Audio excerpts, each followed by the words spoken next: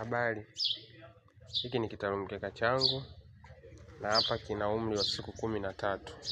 Nilipandikiza mbegu, sasa kimekua baada ya kumwagilia na kukitunza.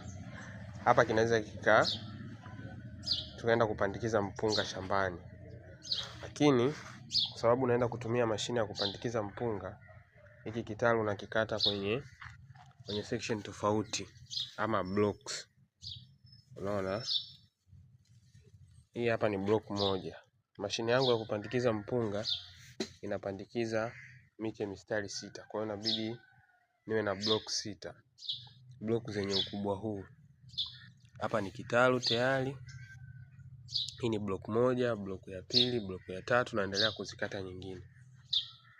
Ukiangalia miche iko imeshikana vizuri, unaweza ukakinyenyua kabisa hivi bila kuvurugika. Kwa maana hapa kipo vizuri kwenda kupandikizwa shambani kwa kutumia mashine ya kupandikiza mpunga. Ukiangalia kwa chini mizizi inakuwa iko hivi imeshikana.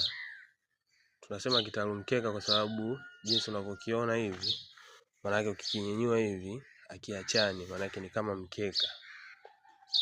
Kwa hiyo hapo kipo tayari kwa muda wa siku 13. Naweza nikaenda kupandikiza mpunga shambani.